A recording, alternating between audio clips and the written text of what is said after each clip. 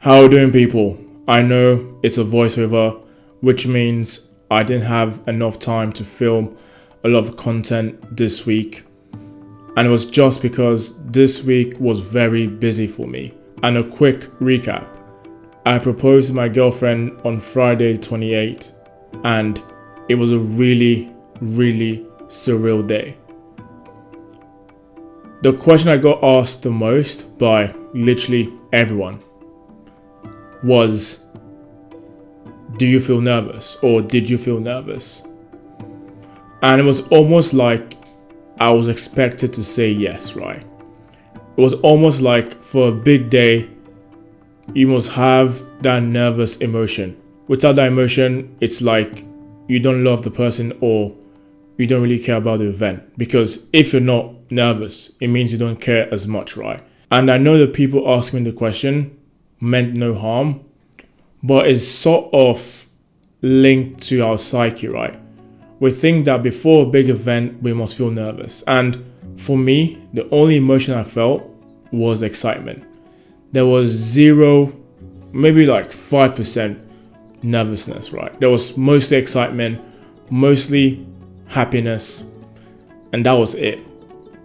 And I think what I want to do in this video is try and explain to you guys some stuff you could do before a big event. It could be a proposal, it could be an exam, it could be the biggest effing meeting for you at work.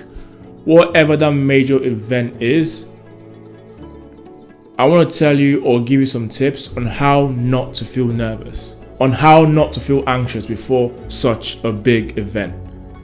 And the first tip I'll give you is the days leading up to the event and on the day, try and keep your routine as same as possible. It's funny, right?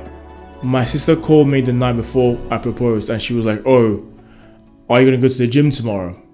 I was like, "Mate, the proposal is at 7 p.m. Of course I'm gonna go to the gym." The question was quite funny, but it showed how people think about stuff, right? Because it's such a big event, you shouldn't go to the gym. You should just be at home, like, for whatever reason. Keep your routine more or less the same as much as you can before a big event, especially on the day of the event.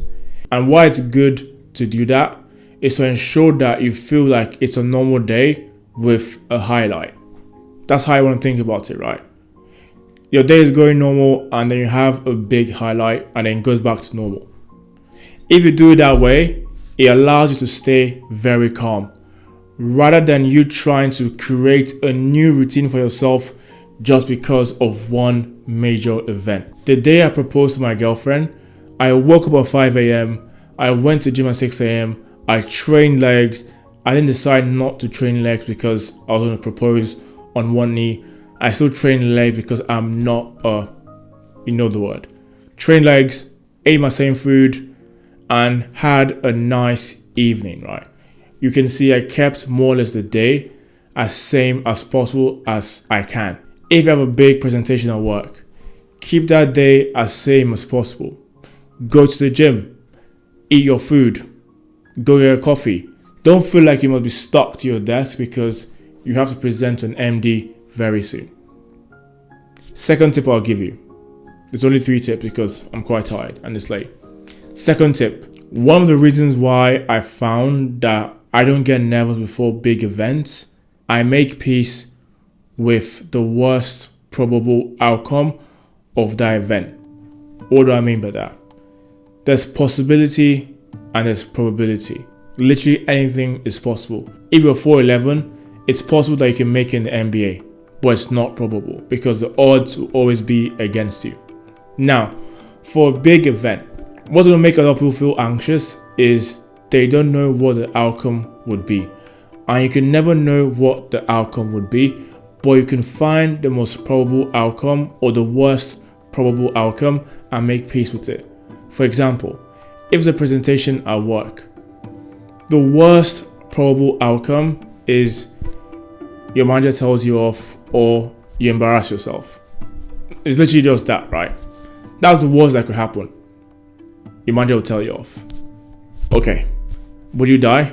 No. Is it the end of the world? No. Make peace with that worst probable outcome. Another example, when trying to ask for a pay rise, a lot of people get into their head about it. They'll feel anxious before it and end up not doing it. But the reality is, the worst probable outcome from that conversation is they say no pay rise for you. That's literally all that will happen to you.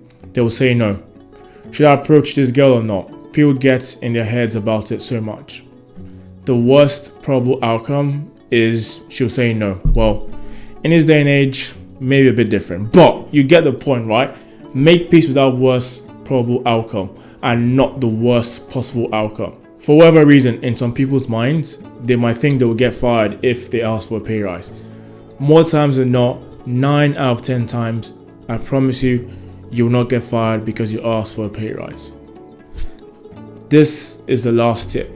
You should reflect on the outcome of the event regardless of if you win or lose. What I mean by that is, if you did well at the presentation, still reflect on your performance and try and see what you could have done better and what maybe you didn't do quite as well. And the reason that's good is because most people only reflect when stuff doesn't go their way. If you lose, then you think about, okay, what can I do to improve?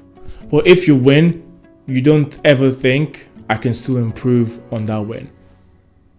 When you get into the habit of reflecting regardless of the outcome, it just means that leading up to an event, you have a more positive outlook on it because you don't attach reflecting to just losing. You attach reflecting to both winning and losing. But yeah, guys, that's all I have for now. Time is 11 p.m. I'm quite tired. I know you guys don't like it sometimes when I do like half a vlog and then some talking next to it. Hey, it is what it is, right? But if you've enjoyed the video, please drop a like, leave a comment, and I'll see you in the next one. Have a good day.